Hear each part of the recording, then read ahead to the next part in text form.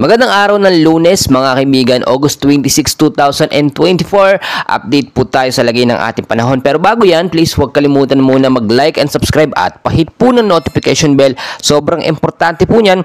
Maraming salamat po. Mga kaibigan, patuloy po nating minomonitor at binabantayan ito pong tropical cyclone sa labas po ng Philippine Area of Responsibility. Typhoon Shanshan po na may lokasyon po ngayon na 1,725 kilometers northeast of extreme northern Luzon mga kaibigan, na ang hangin po ngayon ay pumalo na po mga kaibigan sa 140 kilometers per hour. Malapit pa rin po sa sentro na may bugso pong pumapalo sa 170 kilometers per hour. Pa northwestward po ang kilos sa bilis po na 30 kilometers per hour. So mga kaibigan, kahit po ito ay nasa labas ng ating bansa mga kaibigan, itong si Typhoon Shanshan, no, ay meron po itong mahinang epekto sa ating bansa. Ano ang epekto nito mga kaibigan? Pinapalakas po nito eto nga pong hanging habagat or southwest monsoon na siya naman po nakakaapekto mga kaibigan sa ilang bahagi po ng South Luzon, Visayas at Mindanao. Kasama na rin po dito ang localized thunderstorm sa ilang bahagi ng ating bansa.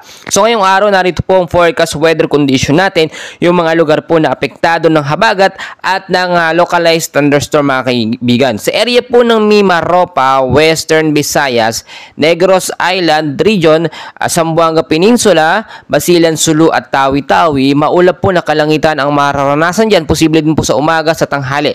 Pero expected po natin yan sa hapon, maulap. Pagdating sa gabi, meron po mga isolated light rains and heavy rainfalls po ang ating aasahan. So ngayon pa lamang po pinag-iingat na, no, yung mababang lugar sa Metro Manila na madalas pong binabaha, no, at yung mga mountainous area. Yung mga matataas na lugar sa banta naman po ng landslide, dahil nakita naman natin madalas sa hapon at sa gabi may mga bugso po o bigla ang pag-uulan dahil po sa banta ng hanging habagat na pinapalakas po nitong si Typhoon Shanshan na nasa labas naman ng PAR. Sa area naman ng Metro Manila mga kaibigan, kasama na rin po nito ang ilang bahagi ng ating bansa ay patuloy pa rin po makakaranas, no, ng cloudy skies. May mga isolated light rains, mahina hanggang sa malakas sa pag-ulan din na mararanasan pagdating sa gabi dahil naman po yan sa localized thunderstorm. Mga kaibigan, ngayon pa lamang mag-ingat po yung mababang lugar. Lagi po natin pinapaalala yan sa posibleng pagbabaha. Ngayon pa lang, linisin na po natin yung mga estuaryo at mga kanal na siya po nagiging main cause ng pagbabaha, at umiwas din tayo sa matataas na lugar at iwasan din yung pagputol ng mga puno at mga halaman na isang dahilan po sa pagguho, no, or pagkakaroon po ng landslide.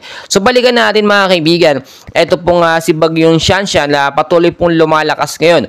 Within 24 to 48 hours ay ito po ay posibleng maging super typhoon, no, pero nasa labas po ng Philippine Area of Responsibility. So alam naman natin, kahit nasa labas ng PAR yan, hindi tayo pwedeng maging kampante dahil po sa umiikot na hangin sa palibot niya, sa vicinity niya, ay posible po itong makabuo na mga cloud cluster or kumpol na kaulapan or mahinang active LPA, no, na dapat po nating i-monitor at babantayan. So inaasahan, no, bago matapos ang buwan ng Agosto, no, ay posibleng isang bagyo ang pumasok po, no, o tropical cyclone, tropical storm sa ating bansa. So ngayon pa lamang maging handa po tayo at maging alerto sa banta po ng bagyo mga kaibigan, dahil pumasok na rin, nasa rainy season na rin tayo mga kaibigan. Naasahan din ngayong araw po ng Lunes, no, ay makakaranas tayo ng mainit na panahon sa umaga, asahan sa tanghali, at pagdating ng hapon naman posible itong mag-cool down at magkaroon ng maulat na panahon, at asahan ng malawakang pag-ulan naman pagdating po sa gabi mga kaibigan.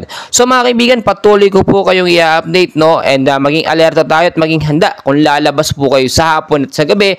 Ugaliin po magdala ng payong, jacket, kapote, panlaban po yan mga kaibigan ko sa mga biglaang pag-ulan na hindi po natin inaasahan. So kahit walang bagyo sa ating bansa, maging alerto at maging handa tayo. Hindi yung nandyan yung bagyo at super typhoon, doon pa lang tayo magkukumarat na mag-asikaso. Mga kaibigan, patuloy ko kayong i-update, and please huwag na huwag kakalimutan mag-like and subscribe for more weather updates.